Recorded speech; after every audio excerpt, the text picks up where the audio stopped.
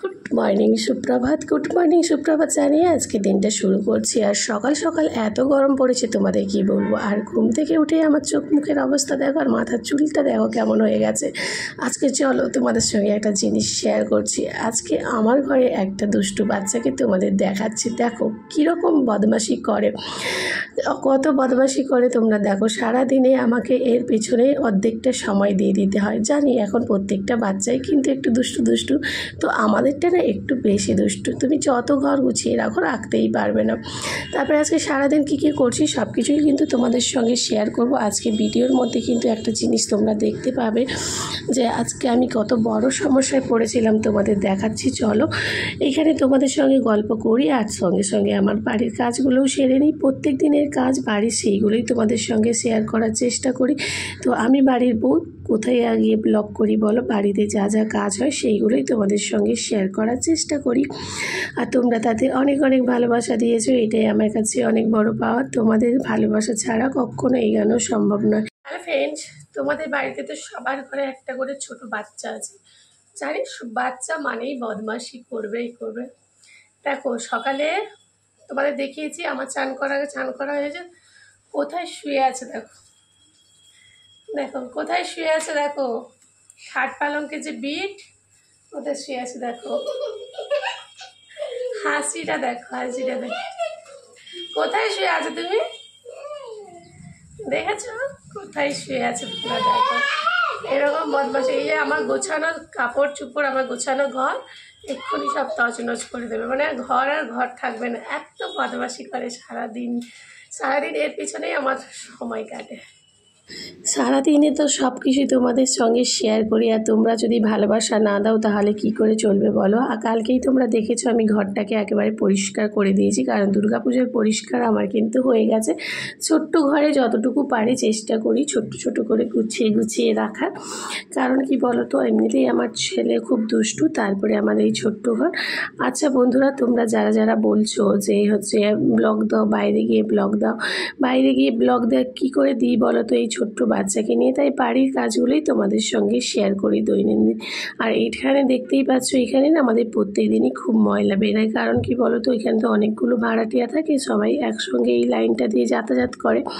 তার জন্য আমি চেষ্টা করি সব সময়, শুধু তোমাদের দেখানোর জন্য নয়, সব সময় পরিষ্কার রাখতে। আর এখানে দেখো জল দিয়ে প্রত্যেক দিনই ধুয়ে দিই আমাদের বারান্দাটা, তাতে আমার ছেলেরও সুবিধে হয় আর আমাদেরও পরিষ্কার পরিচ্ছন্ন থাকে।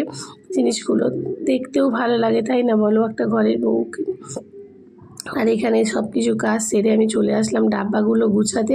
থালা বাসনগুলো এলোমেলো হয়ে পড়েছিল, সেইগুলোকে আমি ঠিকঠাক করে গুছিয়ে দিলাম। আর ছেলে দেখো আবারও ঘর নোংরা করতে শুরু করে দিয়েছে। একটা ডাব্বা ছিঁড়ে দেখেছো, কোকোকলার ডাব্বাটা ছিঁড়ে কেমন গোটা ঘরটা কাগজগুলো করছে। আর তোমাদেরকে একটা কথা বলি, তোমরা যদি ব্লগ দেখতে না ভালোবাসো তাহলে কি করে হবে বলো। তোমরা যত ব্লগ দেখবে তত আমাদের ভিডিও করার ইচ্ছেগুলো থাকবে। আমাদের দৈনন্দিনের পরিশ্রমগুলোই তোমাদের সঙ্গে শেয়ার করি। তোমরাই হচ্ছে আমার পরিবার, তোমাদের ছাড়া কার কাছে শেয়ার করতে পারি বলো। তারপরে দেখো অনেক দিন থেকে আলমারিটাও অপরিষ্কার হয়েছিল, মানে পরিষ্কার তো রোজ দিনই করি, ছেলের জন্য হাত দিয়ে ওখানে নোংরা করে দেয়। তাই ভাবলাম চলো আজকেও আলমারিটাকে একবারে চকাচক করে পুছে দিই। আর আলমারির এই কাজটা দেখো, এইখানে এসে আমার ছেলে 100 বার খালি মুখ দেখবে।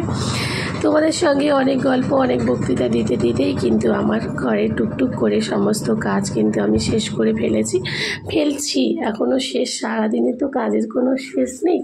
তো দেখো এখানে আমি হাত দিয়েই কিন্তু ঘরটা পুছি, কারণ ওই ডান্ডি দিয়ে পোছার মতো, মানে ডান্ডিটা রাখার মতো জায়গাও আমাদের নেই, আর ডান্ডি দিয়ে পোছার মতো ঘরও আমাদের নেই। ফ্রেন্ডস, বাড়ির সমস্ত কাজ করতে করতে দেখো আমি কেমন হাঁপিয়ে উঠেছি। কাজ এখনও শেষ হয়নি, আর আমার ছেলের বায়না এখনও শেষ হয়নি। এখন বলছে কলা খাবে, একটু আগে মুড়ি খাইয়েছি, এখন দেখো কলা খাবে। এরা কে খাবে? এটা আমার জন্য, ও কালকে ওর ভাগেরটা খেয়ে নিয়েছে, তাই তো? কে খেয়েছে? ইঁদুর। ইঁদুর? তো আমাদের ঘরে কি এত বড় ইঁদুর আছে? হ্যাঁ তোমার পাপা কিনেছে, কিন্তু তুমি তো তোমার ভাগেরটা খেয়েছিলে, এটা তো আমার ভাগেরটা। কালকে তুমি চেক করছিলে? হ্যাঁ চেক করেছি তো, আমার ভাগেরটা তুমি খেয়ে নিচ্ছ এখন। এই যে বুদ্ধি দেওয়া বলছে তোমারটা ইঁদুর খেয়ে আমারটা ইঁদুর খেয়ে নিয়েছে, এটা আমি খাবো এখন। এই খোসাটা কি করবো? যে আমাকে খোসা দিয়েছে আর কলা নিয়েছে, কি বুদ্ধি। তারপরে দেখো এখানে চলে আসলাম, কাল থেকে যে জামা কাপড়গুলো মিলে রেখেছিলাম সেই জামা কাপড়গুলো মিলতে চলে এসেছি। তোমরা একটু আগে দেখেছো আমার ছেলে হচ্ছে কলা খেয়েছিল, আমার ভাগের কলা। এখন এসছে, এখন উপরে ওঠো, উপরে ওঠো, নাহলে আমার বন্ধুরা তোমাকে দেখতে পাচ্ছে না। এখন তুমি কি খেতে এসছো আমার ভাগে? কষ্ট করে বলো, কি খেতে এসছো? কলা। কলা তো খেয়েছো, এখন কি আনতে এসছো? মিষ্টি আনতে এসছো, মানে এই যে আমার ভাগের মিষ্টিটা তুমি খাবে, তাই তো? এদিকে এসে বল। তাহলে মাম্মামের সব কিছু তুমি খেয়ে নিচ্ছ, কলা খেয়েছো, তারপরে মিষ্টিও খেয়ে নিচ্ছ, আর মাম্মাম যে বিস্কুট রেখেছিল সেটা খেয়েছো নাকি? আমার ভাগের মানে ওর আগে খেয়ে নেবে, তারপরে তুমি আমারটা খাবে, তাই তো? তোমাদের ঘরে দুষ্টুগুলো কি এরকম করে? ওদেরগুলো খাওয়ার পরে কি তোমাদেরগুলো খেয়ে নেয়? আমার দুষ্টু দেখেছো তো, প্রথমে একটা দেখলে তোমরা কলা খেয়েছে, এখন দেখো মিষ্টি খেয়েছে। ও আরেকটা হাম্পু দাও, দেখেছো তো? এটাকে কি মিষ্টি বলে বলো তো? রসগোল্লা। না, এটা হচ্ছে কাঁচা রসগোল্লা, মানে এটা আমি খাইয়ে দিই তোমাকে একটু। ইয়া, আমার বন্ধুদের একটু বলে দাও তো কেমন হয়েছে। এদিকে এসো। কেমন হয়েছে? ভালো হয়েছে খেতে? ভালো হয়েছে খেতে? তোমাকে যে সুজি ভালো হয়েছে খেতে, এরকম করে একটু দেখিয়ে দাও। রসগোল্লা বেরিয়েছে। হ্যাঁ, কেমন হয় খাই।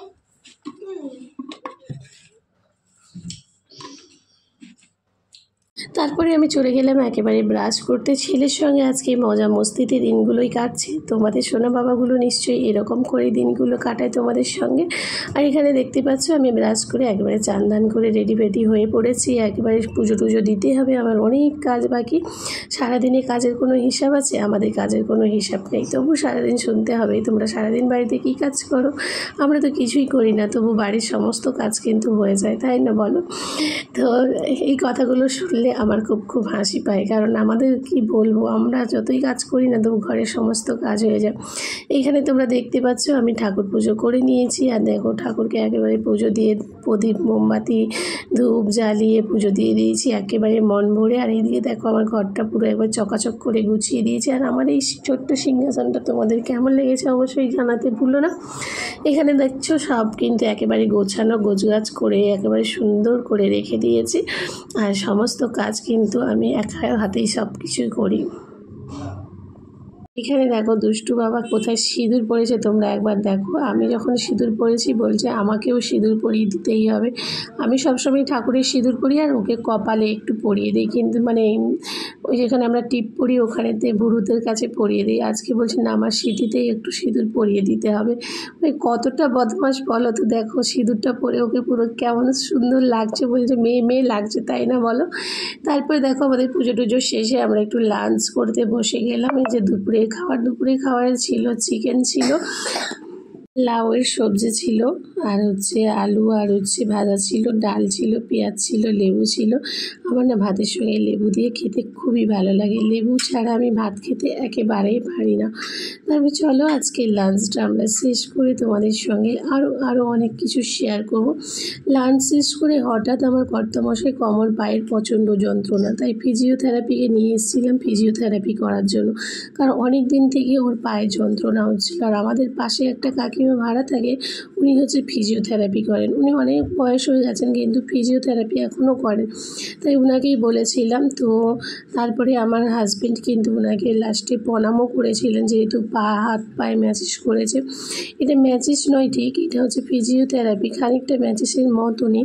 তো এটা পুরো অন্য রকমের, মানে শিরা টিরাটা টেনে টেনে হঠাৎ করে অসুস্থ হওয়াতে আমারও মন মেজাজটা খারাপ হয়ে গেছিলো, কারণ অনেক দিন থেকে বলছিল আমার পায়ে টান পড়ছে, কোমরে টান পড়ছে। তাই কাকিমাকে বলাতে ডক্টর বলেছিলেন যে একবার ফিজিওথেরাপি করতে, আর কাকিমাকে বলাতে কাকিমা বলে ঠিক আছে সময় করে আমি করে দেব। তারপর দেখো আমি ছাদে চলে গেলাম। ফ্রেন্ডস, আজকে আবারও চলে এসেছি ছাদে, আর আমাদের ছাদের পরিবেশটা তোমাদের অনেকবার শেয়ার করেছি, আর এখানে দেখে নাও সবে সবে চান করলাম আর এতগুলো সিঁড়ি বয়ে আস্তে আস্তে হাঁপিয়ে উঠেছি। তাই ভাবলাম চলো অনেক দিন পরে যখন ছাদে উঠেছি তোমাদের একবার ছাদের পরিবেশটা আমি দেখিয়ে দিই। আর এখানে রয়েছে কত বড় পুকুর, দেখো বড় বড় বিল্ডিং। আর হচ্ছে ওই যে কাঁচের বিল্ডিংটা ওটা হসপিটাল, তোমরা সবাই জানো। কথা বলতে বলতে পুরো হাঁপিয়ে গেছি। বলো তো আমাদের পরিবেশটা কেমন লেগেছে, আমাদের যে ছাদের পরিবেশটা তোমাদের ভালো লেগেছে? অবশ্যই ভালো লাগলে কমেন্ট করো। আর এত বড় পুকুর, দেখো কত বড় পুকুর, বিশাল বড় পুকুর। চলো বন্ধুরা, ছাদের পরিবেশটাতে তোমাদের দেখিয়ে দিলাম। এইভাবে ভালোবাসা দিও, পাশে থেকো। সন্ধে হয়ে গেছে, এখন অনেকটা রাত, মানে সন্ধে হয়ে গেছে আর আমরা এখনও ছাদে রয়েছি, বুঝতে পেরেছো তো? তো দেখো ফ্ল্যাটগুলো তোমাদের দেখাচ্ছি। দেখো ফ্ল্যাটগুলো একে একে সব আলো জ্বলে গেছে। এদিকে ফ্ল্যাটগুলো দেখো একই একই রকম দেখতে ফ্ল্যাটগুলোকে, মানে এটাকে বলে 18 তলা, বুঝেছো তো? মানে 18 তলা বিল্ডিংটা দেখো একে একে করে সমস্ত লাইট জ্বলে উঠেছে ফ্ল্যাটে, তাই না বলো? আর কি সুন্দর দেখতে লাগছে, অপূর্ব দেখতে লাগছে সন্ধ্যেটা। আচ্ছা এদিকে ফ্ল্যাটগুলো তোমাদের দেখায়। এই ফ্ল্যাটগুলোর নাম হচ্ছে জলবায়ু টাওয়ার। দেখো জলবায়ু টাওয়ারেও ফ্ল্যাটগুলো জ্বলে উঠেছে। আর একটু নিচের দিকে দেখো যেগুলো 4 তলা বিল্ডিংগুলো, 5 তলা ফ্ল্যাটগুলো, ওগুলো হচ্ছে অলকা আবাসন। তো অলকা আবাসনও খুব সুন্দরভাবে জ্বলে উঠেছে। তো আজকে আমাদের এই পরিবেশটা তোমাদের কেমন লেগেছে অবশ্যই জানাতে ভুলো না। আর তোমাদের সঙ্গে এত সুন্দর একটা সময় কাটাতে পেরেছি, তোমাদের সঙ্গে তুলে ধরতে পেরেছি, এটাই আমার কাছে অনেক। তোমাদের পুরো ছাদটাই আমি দেখি, আমাদের ছাদটা অনেক বড়। তো চলো তোমার এদিক থেকে শুরু করি। এদিক থেকে যাচ্ছে দেখো আমাদের কলকাতা নিউ টাউনটা, আমি যতটা পেরেছি তোমাদের সঙ্গে শেয়ার করেছি বন্ধুরা। চলো আজকের মতো টাটা।